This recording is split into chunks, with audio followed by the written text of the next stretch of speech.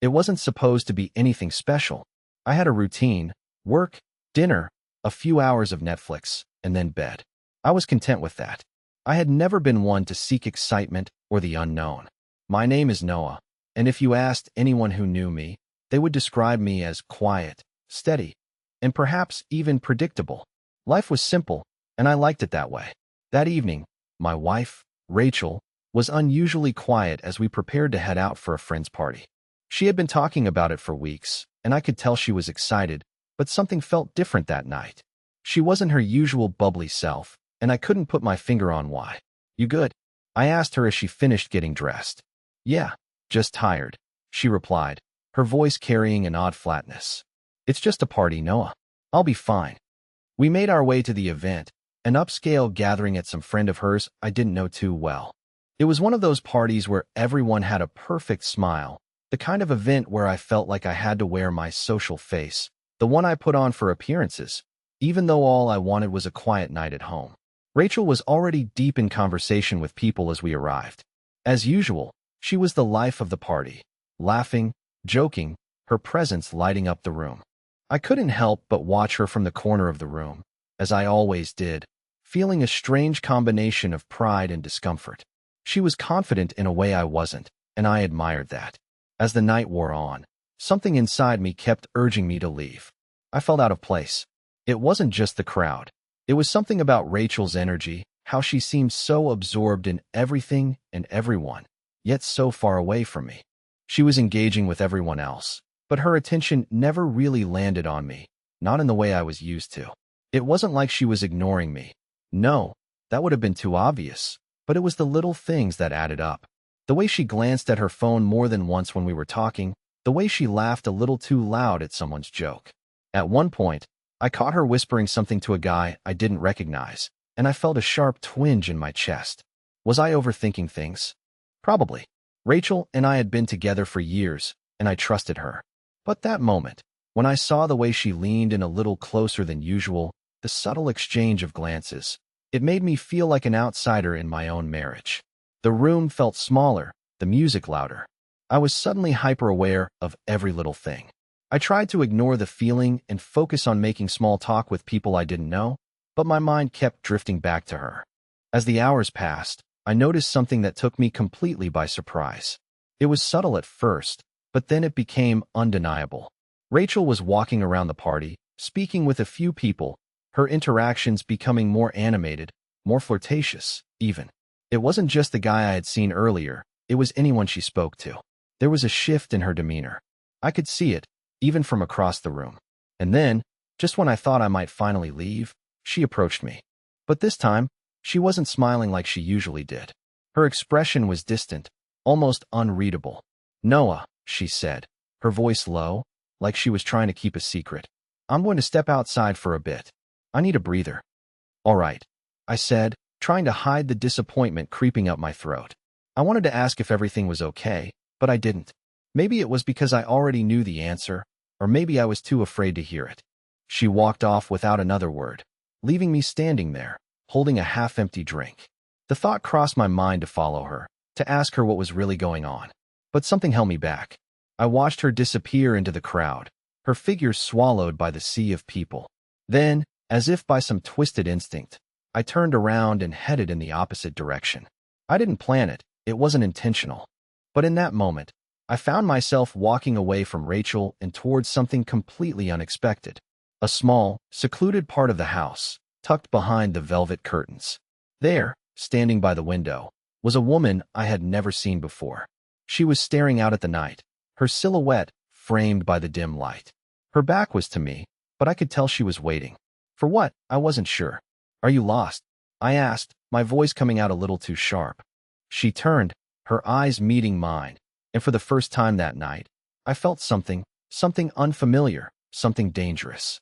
Her smile was slow, deliberate, as if she had been expecting me all along. "Not lost," she said, her voice smooth like honey. "Just waiting for someone who knows how to enjoy a good party." It was an odd thing to say. I felt the sudden shift in the atmosphere, the air growing thick with anticipation.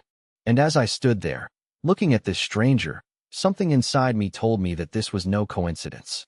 Something was about to change, but I couldn't quite grasp what it was yet. I didn't know why I stayed. I should have walked away, gone back to Rachel, and pretended like everything was fine. But I didn't. I was already too far in.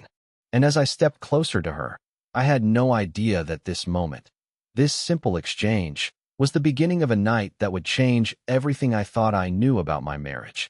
It was too late to turn back now. The silence between us felt heavy, almost suffocating.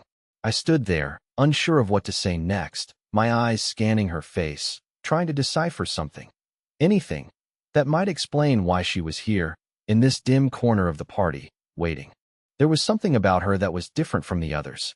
She didn't seem to belong in the noise, the laughter, the chaos of the night.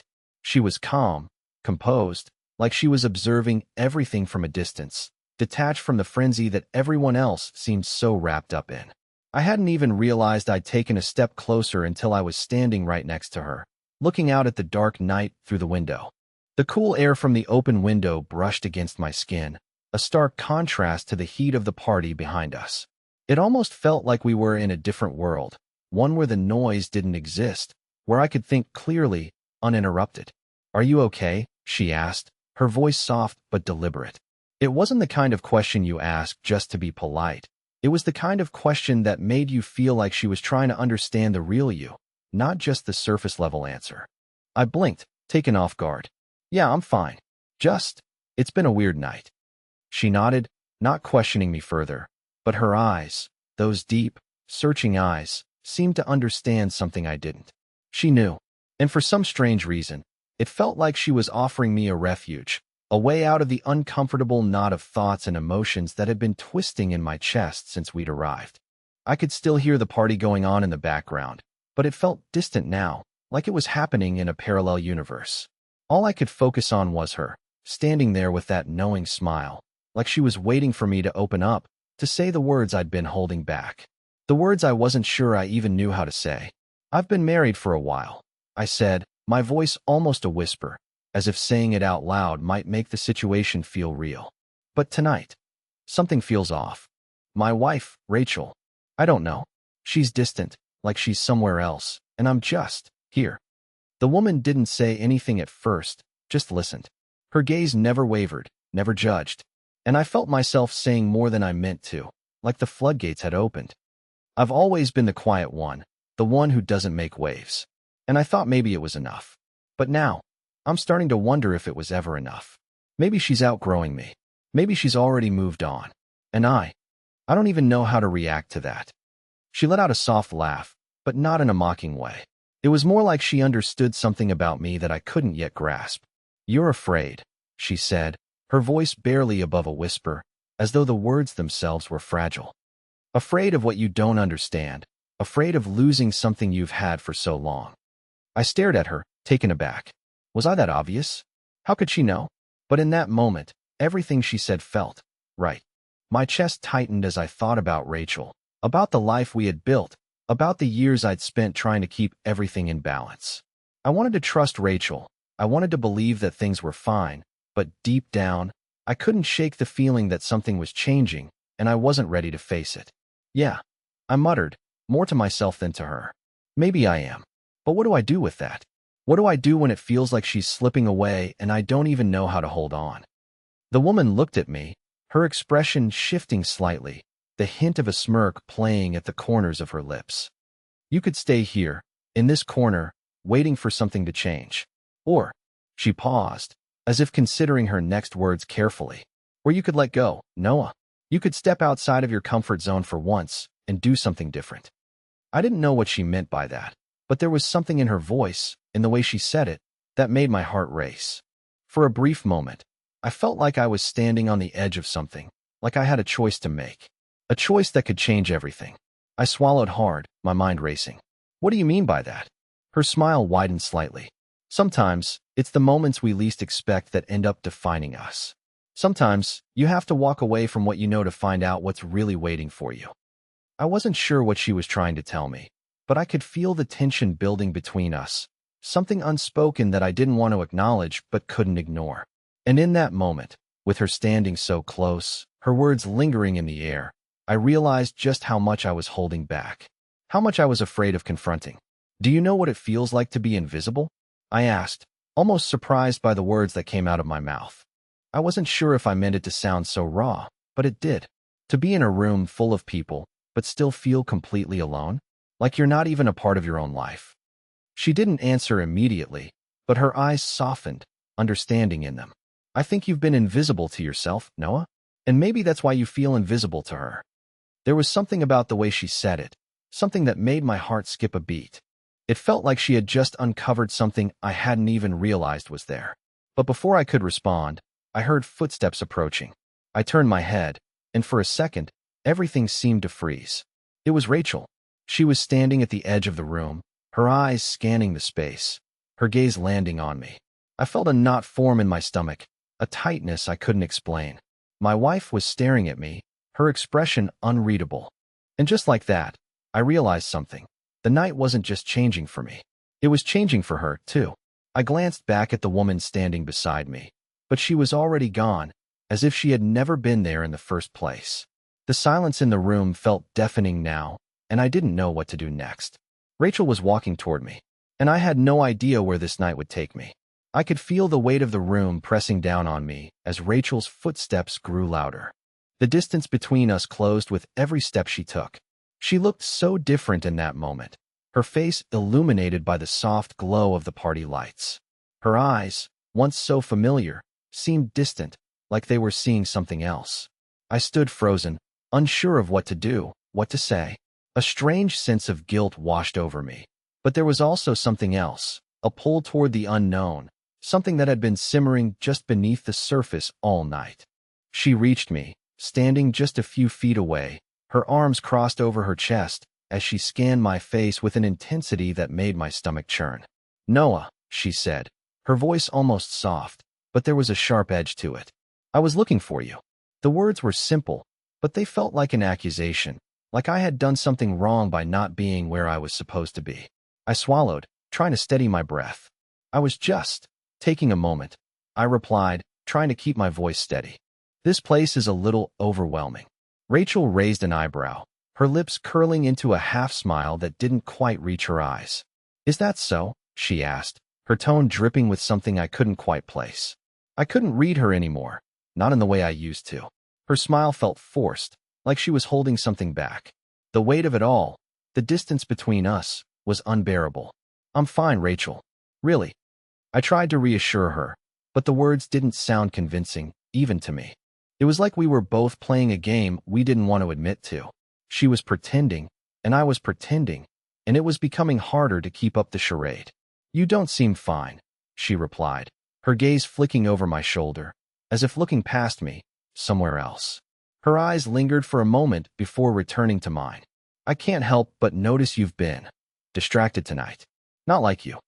My heart skipped a beat. How much had she noticed? Had she seen me with that woman, Alice? Had she noticed the way I had retreated from her, the way I had stepped into the unknown? I quickly dismissed the thought. Rachel had always been intuitive, but maybe, just maybe, she hadn't seen anything. Maybe I was just overthinking it.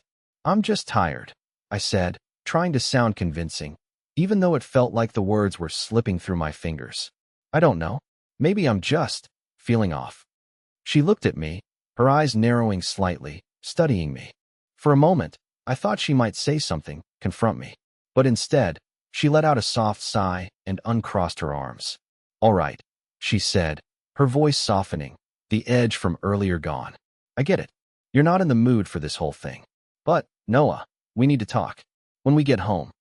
I felt my pulse quicken at her words. "We need to talk." The phrase hit me like a ton of bricks. It was the dreaded phrase that everyone in a relationship feared. It was never good news, and I had heard it more times than I cared to remember. Something was wrong, and she was finally acknowledging it. But what did she mean by talk? Was she going to confront me about my behavior tonight? About the way I'd been looking at Alice? The way I had distanced myself from her? Was this the moment everything would fall apart? I opened my mouth to respond, but before I could say anything, she smiled. A smile that felt almost too gentle. "I'm not mad, Noah. Just, let's talk later, okay?" I nodded, though I wasn't sure I believed her. Something about her demeanor felt off, like she was hiding something. She didn't seem angry, but there was a coolness to her that I hadn't seen in a while. It was almost like she was shutting me out, and it made me feel more isolated than I had ever felt before. Rachel gave me one last lingering look before turning and walking back toward the center of the room. Her body language had shifted again, more closed off, more distant. She was slipping away, bit by bit, and I was powerless to stop it. I stood there for a moment, watching her, my mind racing with thoughts I didn't want to confront. Why was she acting like this? Why did it feel like she was slipping through my fingers, even as I tried to hold on? I couldn't ignore the growing suspicion gnawing at me. Something had changed, something big, and I wasn't sure I was ready to face it. I couldn't stand there forever, though. The quiet pressure of the moment was suffocating. I needed to move, to do something, to take control of this spiral I was falling into. So, I turned around, away from Rachel, and stepped toward the door. As I walked through the house, I passed a few familiar faces, but I didn't stop to talk to anyone. I felt like a ghost, drifting through the night, disconnected from the world around me. The party seemed to fade into the background, and all I could focus on was the strange sensation that something was about to explode, something I couldn't predict or control. I needed to get out. I needed space to think. But when I reached the door, something stopped me. The same woman, Alice, was standing by the entrance, her back to me, her hands casually resting in her pockets. She didn't look at me, didn't acknowledge my presence at first, but I could feel her waiting, as if she had been expecting me to show up at that exact moment. Without turning around, she spoke. "You're leaving?" I hesitated. "I think I need to get some air," I muttered, but it felt like a lie, even to me. "Maybe you should stay," she said, her voice smooth, almost inviting. Sometimes, staying is more revealing than running. I stopped, standing there in the doorway. I didn't know what she meant, but I felt the words hanging in the air between us. There was something about her, something that made me feel like I was being drawn into a world I didn't understand, a world where the rules didn't apply. I didn't respond. Instead, I just stood there, unsure of what to do next. The party was still raging behind me, and yet, all I could hear was the sound of my own heartbeat, thudding in my chest. What was happening to me? What was happening to Rachel? And most importantly, where was this night leading? I didn't know the answers, but I knew one thing for sure. Things would never be the same again. The air felt thicker now, heavy with anticipation. I stood frozen in the doorway, Alice's presence like a weight on my chest, her words still echoing in my mind. "Maybe you should stay," she had said. Stay? The word lingered in the back of my head, tangled with the emotions I couldn't quite place. My body was on autopilot, every part of me screaming to leave, to escape the suffocating tension that had built up over the course of the evening. But Alice's voice, calm and steady, held me in place. I hadn't planned on staying, but somehow I couldn't move. There was something magnetic about her, a pull I couldn't ignore. For a split second, I wondered if I was being foolish, if I was overthinking it. But in that moment, with Rachel out of sight, there was something almost liberating about the situation. It felt like the first time in a long time that I could make a choice for myself, without considering anyone else. But what was the cost? Alice turned slowly to face me, her eyes locking onto mine with an intensity that sent a shiver down my spine. She was still wearing that soft, knowing smile, one that made it impossible to tell whether she was mocking me or genuinely intrigued by my presence. "You don't have to leave, you know," she said, her voice low and almost soothing. "Sometimes, staying is the hardest part, but it's also the most revealing." Her words weren't lost on me. I couldn't help but feel like there was a deeper meaning behind them, something I wasn't ready to confront yet. I had been avoiding confrontation for months, burying my doubts and fears beneath a layer of routine. But now, standing here, facing Alice, it felt like everything was starting to unravel. The thread I had been holding on to, my marriage, my life, was slowly coming undone, one pull at a time. "I'm not sure I'm ready to deal with all of this," I confessed, more to myself than to her. The honesty of the moment felt strange, like I was admitting something I had buried deep down. "Everything just feels out of control." Alice stepped closer, her gaze never leaving mine. There was a strange kind of understanding in her eyes, one that I wasn't sure I was comfortable with. She didn't speak right away. Instead, she just let her silence hang between us, a quiet invitation for me to continue. It wasn't the first time I had felt this way, conflicted, uncertain, but tonight, everything felt different. I had always thought I knew who I was, what my place was in this world. But now, I wasn't so sure anymore. Rachel had always been the confident one, the one who could navigate any situation with ease. And I had always played my part, stayed in the background, supported her. But now, I felt like I was slowly losing myself, losing the connection I had with her. Do you ever wonder if you've just been going through the motions? I asked Alice, my voice barely above a whisper. Like, you're living a life that someone else designed for you, and you're too afraid to step outside of it? She nodded slowly, as if she had been waiting for me to say those exact words. I think we all get stuck in patterns, Noah, she said, her voice almost wistful. But sometimes, those patterns are the only thing that keeps us from facing the truth about who we really are. Her words hit me harder than I expected. I wasn't sure if she was talking about me specifically, or if she was speaking in general terms, but it didn't matter. What mattered was the way they resonated with me, the way they made me question everything I thought I knew. Was I really living my life the way I wanted to? Or had I been hiding behind the facade of my marriage, my routine, my quiet existence? You're right, I said, almost in disbelief at my own admission.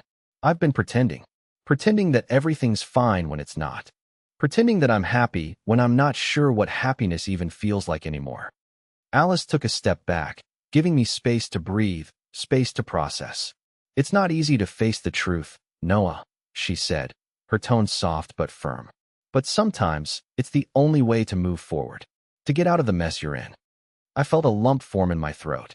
It wasn't just the words, it was the way she said them, the way they seemed to cut through all the layers I had built around myself. She wasn't just talking about my marriage. She was talking about my entire life.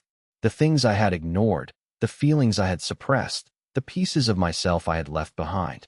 All of it was coming to the surface now, and I didn't know how to handle it. I glanced back at the party, my mind racing.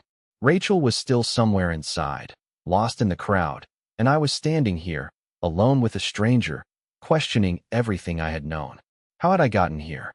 How had I allowed things to get this far? You don't have to go back in there, you know? Alice said, breaking my thoughts. You don't have to keep pretending. There's a whole world outside of this place, outside of what you've been living. You just have to be willing to see it. I looked at her, unsure of what to say. It felt like the world was spinning faster now, like everything was moving in a direction I couldn't control.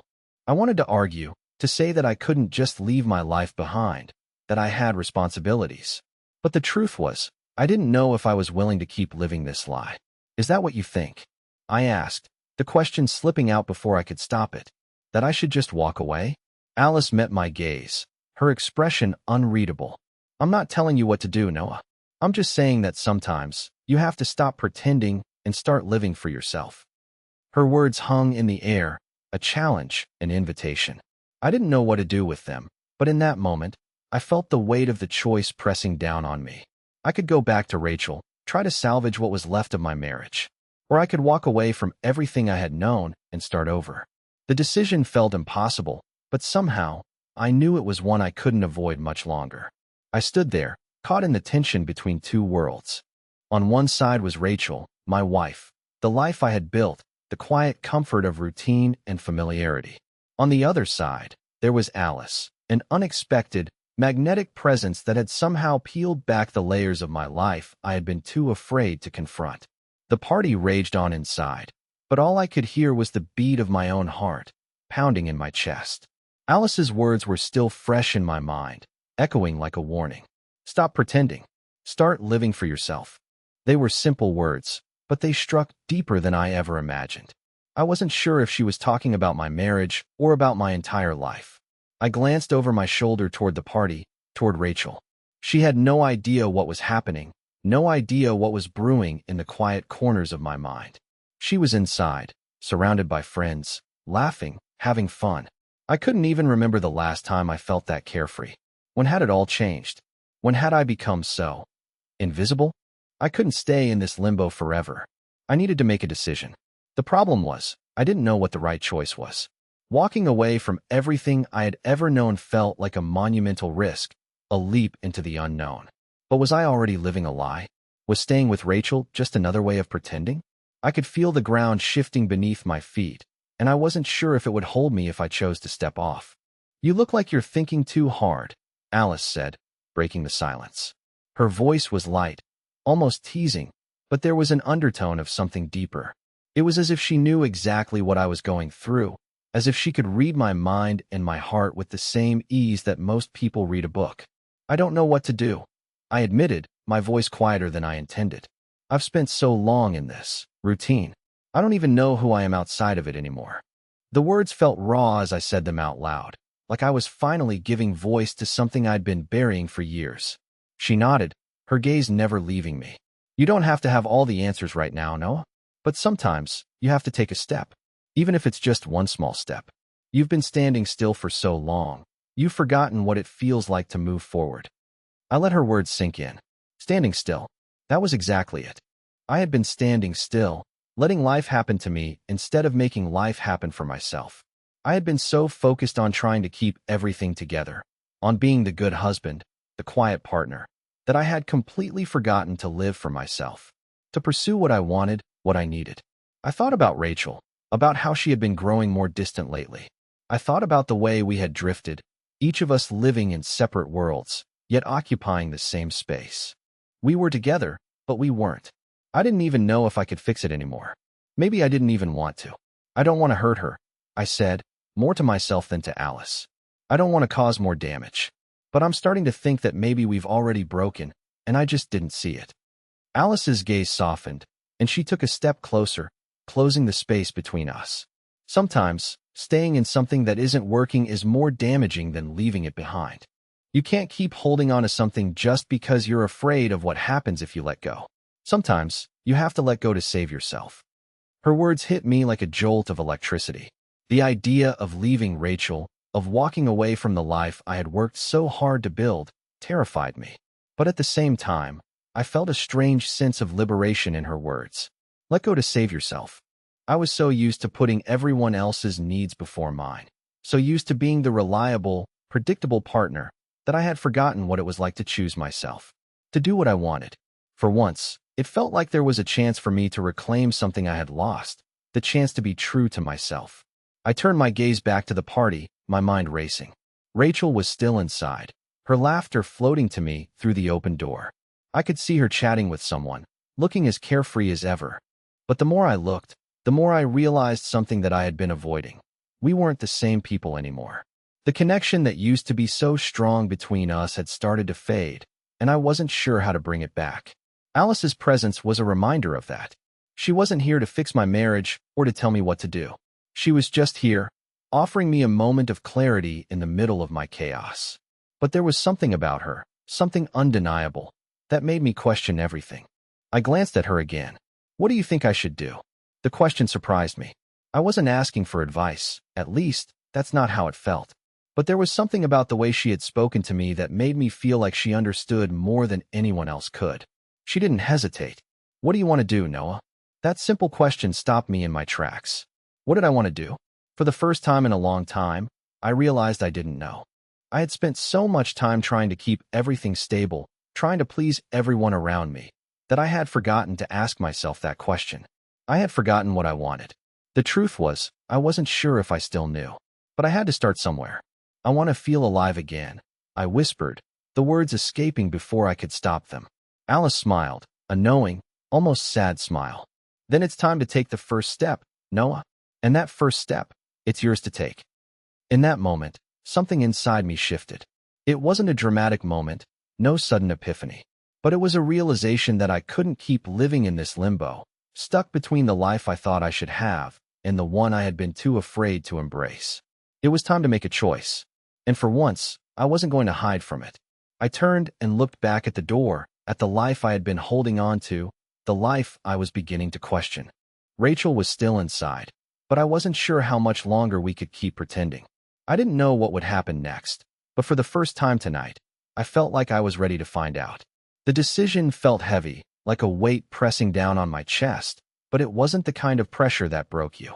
It was the kind of pressure that pushes you into action, the kind that forces you to make a choice because you know you can't stay in limbo forever. I had been standing on the edge of something for so long, looking over the precipice without ever daring to jump. But now, in this moment, with Alice standing next to me, her words lingering in the air, I could feel the pull. It wasn't just about Rachel or about what had happened tonight. It was about me. It was about choosing to stop living a life that wasn't mine and finally taking control of my own destiny. I didn't look back at Rachel. I couldn't. The moment I turned away from her was the moment I would have to admit that things had changed forever. That I wasn't the same man who had walked into this party with a smile and the illusion of a perfect marriage. The man I was now, standing here, with Alice, in the shadows of a night that felt like the beginning of something irreversible, was a different man. And I wasn't sure if I could go back. "I'm going to talk to her," I said suddenly, my voice more firm than I felt. Alice didn't respond right away. Her eyes met mine, steady and unwavering, as if she had already known this was coming. "You don't have to explain yourself to me," she said after a beat, her voice calm, as though she were simply a witness to this moment, not someone involved in the outcome. "You know what you need to do, Noah. But remember, sometimes, what's hardest to face is the truth. And the truth is, you're not just choosing between Rachel and whatever this is." She gestured vaguely to the space between us, the connection we had forged in just a few fleeting moments. "You're choosing between the life you've been living and the life you're capable of living." Her words hit me with the force of a revelation. It wasn't about Rachel. It wasn't about Alice. It was about me, about who I had been, who I was, and who I had the potential to become. And I was terrified. Terrified of losing everything. Terrified of making the wrong choice. Terrified of confronting the person I had allowed myself to become. But more than that, I was terrified of staying the same. I nodded slowly, my breath coming a little more shallow as I turned away from Alice, my mind already racing. I walked back toward the party, toward Rachel, my pulse hammering in my ears. The noise of the crowd grew louder with each step, but it didn't drown out the thoughts in my head. Was this really happening? Was I really about to confront everything I had been avoiding? When I finally stepped into the room, Rachel was standing by the bar, talking to a few friends. She looked so at ease, so different from the way I had felt the entire night. She was smiling, her eyes twinkling, as if the world hadn't shifted beneath our feet. I watched her for a moment, studying her, trying to find the woman I had married, the woman I had fallen in love with, but all I saw was a stranger. I could no longer pretend. I walked toward her, my heart pounding in my chest, the words I had been rehearsing in my head suddenly slipping away. "Rachel," I said, my voice catching in my throat. She turned to face me, her smile fading just slightly as she looked at me. There was a moment of recognition in her eyes, as if she were seeing me for the first time tonight, and I could almost feel the distance between us. It wasn't just physical, it was emotional, and it had been building for a while now. "Noah, what's wrong?" she asked, her tone light, almost playful, but I could hear the undercurrent of concern beneath it. "I don't know," I said, my voice quieter now. "I don't know what's happening with us." She tilted her head, as though confused by my words. "What do you mean?" "We're fine, Noah. It's just a party. You're overthinking things." Overthinking? Maybe I was. But at that moment, I knew deep down that this wasn't just about a party. It was about everything we had built together, everything that was now unraveling before me, and I couldn't ignore it any longer. "It's not just tonight, Rachel.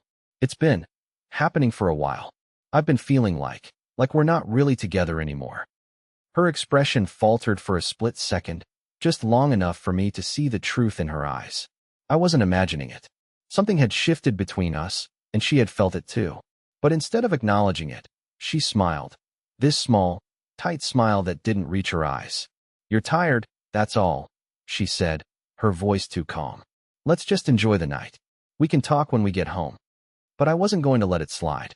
Not this time. The words I had been holding in for so long came rushing out, unfiltered, like a dam breaking. "I'm not sure I want to go back home anymore, Rachel. I don't know if I even know what's waiting for me there. Everything feels broken, and I can't keep pretending that it isn't."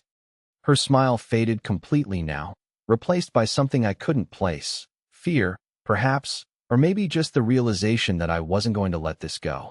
She took a step back, as though distancing herself from me, but I could see the way her eyes darted to the people around us, the way she was trying to keep control of the situation, trying to keep up the facade. "Don't do this here," she whispered, her voice tight with frustration. But I couldn't stop. "Not now.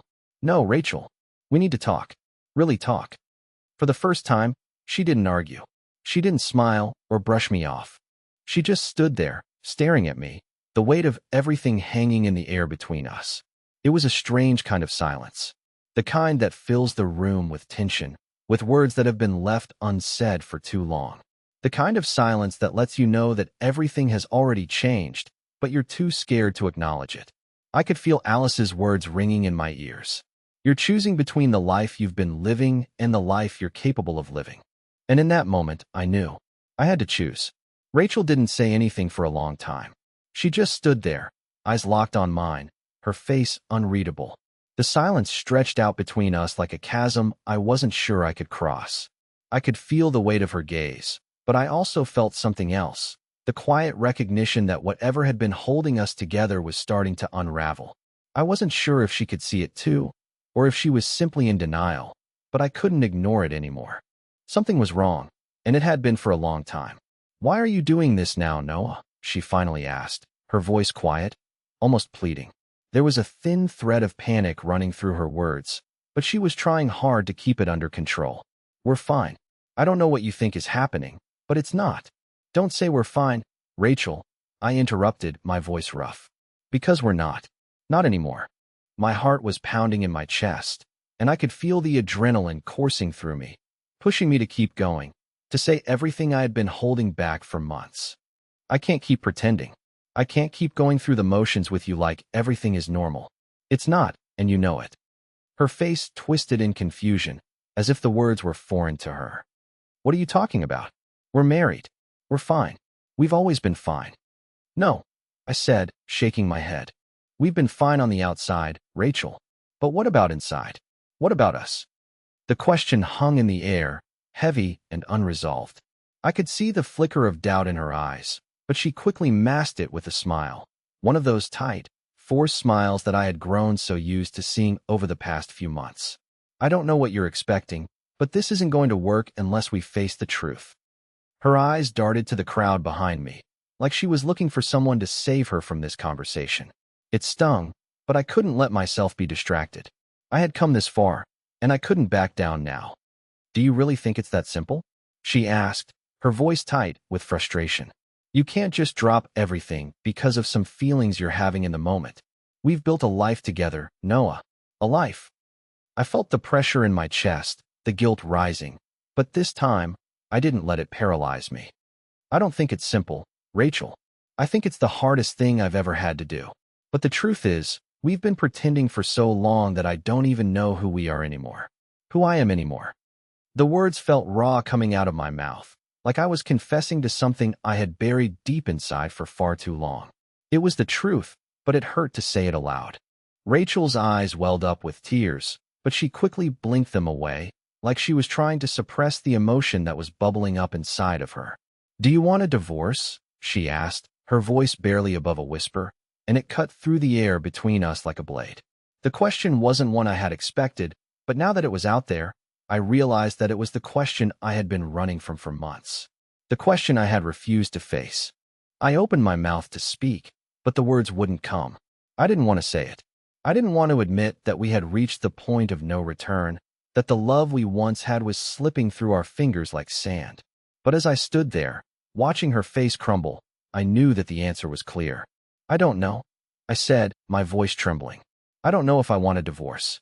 But what I do know is that something has to change, and I can't keep pretending that everything is fine when it's not."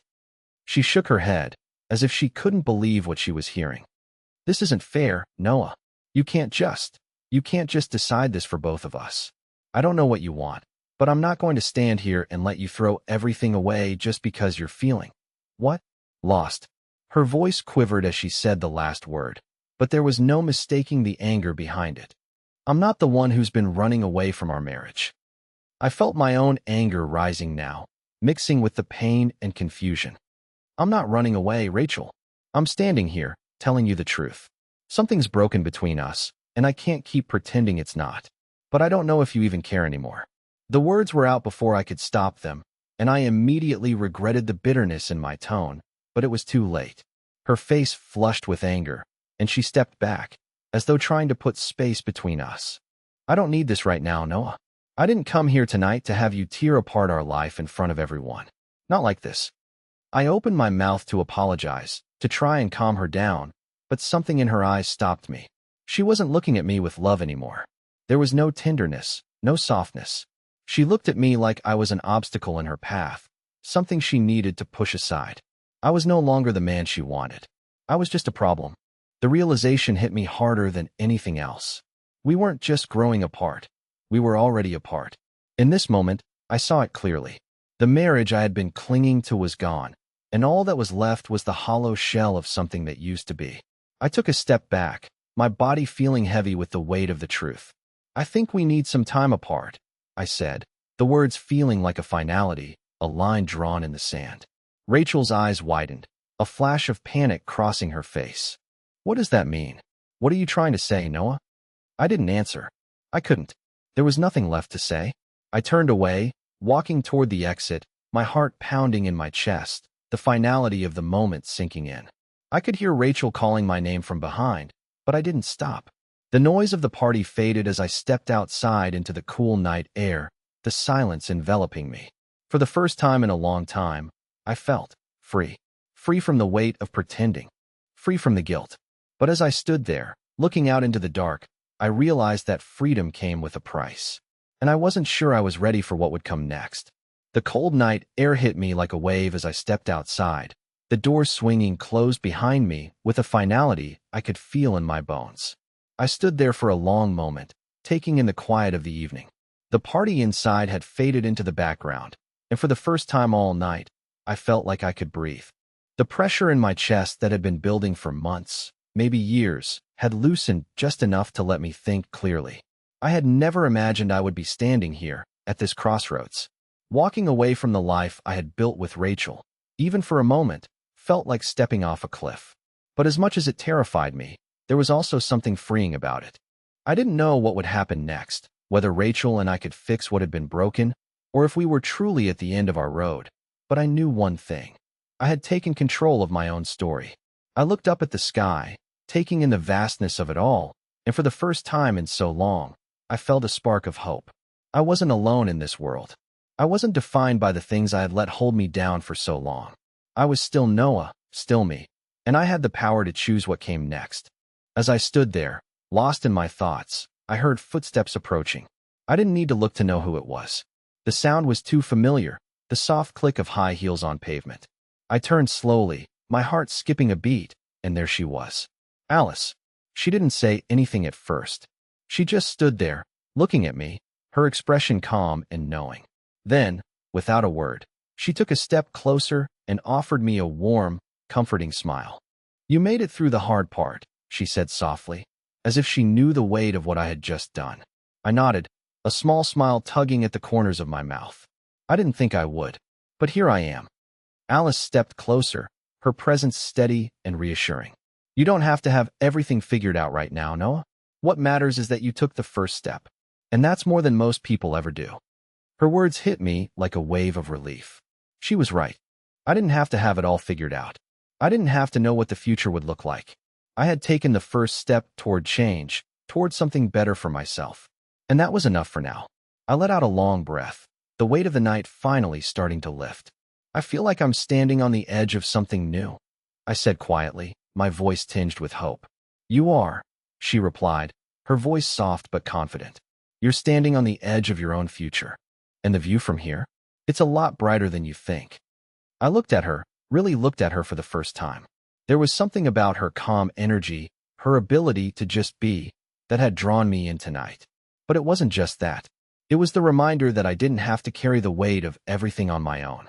I had choices, and I had the power to change the direction of my life. "You know," I said, my voice steady now, "I never realized how much I've been holding on to. I've been so afraid of change, of facing what wasn't working, that I let everything slip by." Alice smiled. "We all do that sometimes. But the truth is, change is the only way forward. And now, you get to decide what that looks like." For the first time in a long time, I felt the excitement of possibility bubbling up inside me.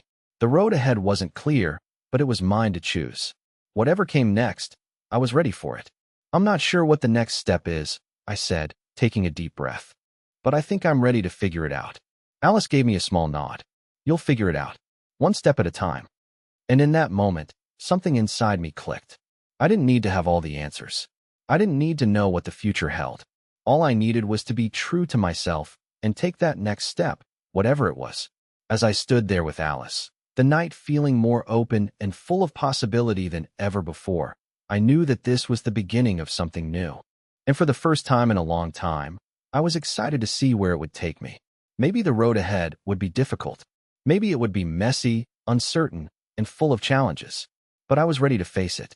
Because for the first time in years, I wasn't afraid of the unknown. I was ready to embrace it and to start living my life for me. The journey had only just begun, but I wasn't alone anymore. And that was enough.